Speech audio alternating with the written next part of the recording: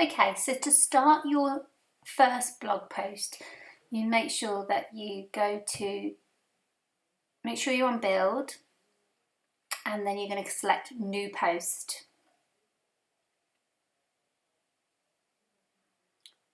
First thing you want to do is you want to have a post title.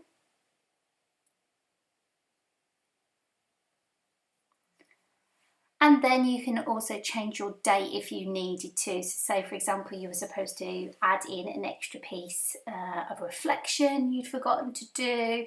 You can always add in the different dates. And this really helps the flow of your blog, especially if it's a reflective diary.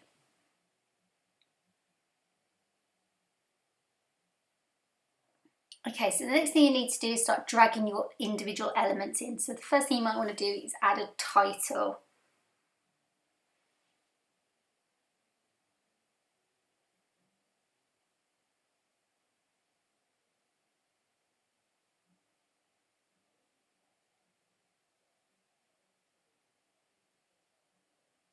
So you can change it, you've got lots of different options in here. You can create a link, you can center it, you can italic, whatever you need to do. Now you could drop a text box in. Okay, and again you've got the same sort of options as before, but this time you've got other things like bullet points and numbers as well.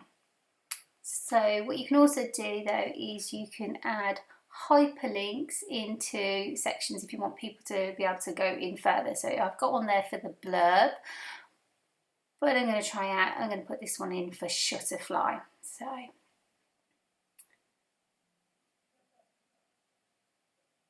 as everything's done on your browser page, it's really easy to just keep switching back and forth. So copy the URL and then select it, click the link, website URL, copy and paste, and that's done. And then if anybody wanted to go to that page, they could do it quite quickly. It's good to do that for your readers. Okay, so the other thing is then I'm going to do a little, I like adding images. So I'm going to talk about the photographer Paul Politis.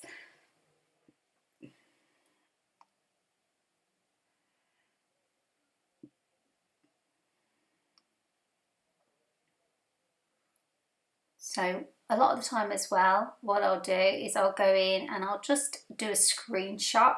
It makes the files really small. On a Mac, it's Command Shift and 4, or you might need to use the clipping tool if you're on a PC.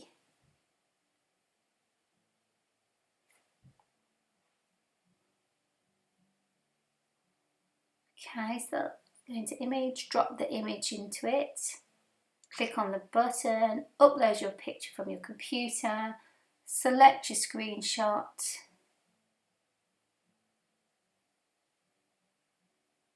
and your picture will upload quite quickly. Click the small square button to resize. And then what you can also do is you can also, they've got options into it here where you can add a link to where you got the information from. You could add a caption. Don't need to for this one because it's already written on the picture. There's no date on here, so otherwise that would have been quite useful. But what you can do is you can select the URL where you got the information from and pop it in there with a link so that other people know where you got that from as well. Okay. So something else that I like to do is so maybe sometimes put a quote in or a bit of research. Obviously you could always add some information about what you thought about the book if that was the case, if you'd seen the book. What I'm going to just do is I'm going to add a quote in here.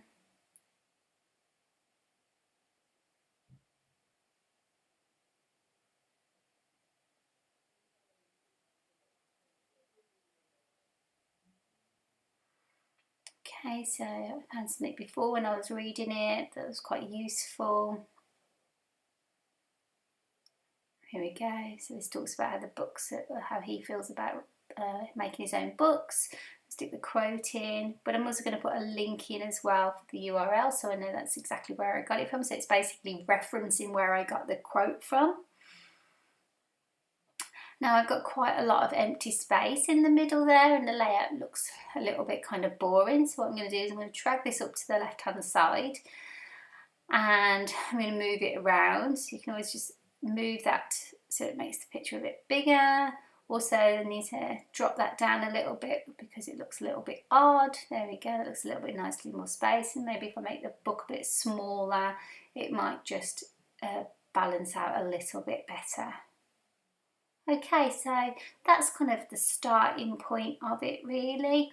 I think now what you really need to do is make sure then that you can always obviously add other sections, but for me the most important part is to add a category. So in the post options,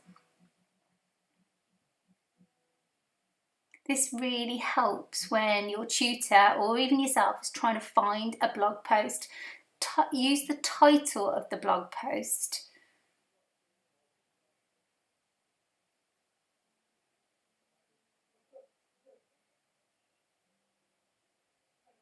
And therefore you'll be able to find again. Oops, let me write that again.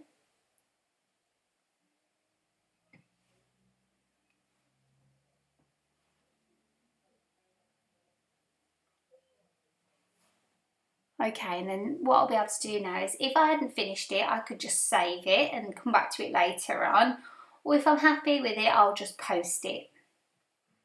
Once you've posted it, you can then get the URL, and you can always send that then to your tutor or a friend at college to have a look through your blog post, get you some feedback. Okay then, thank you.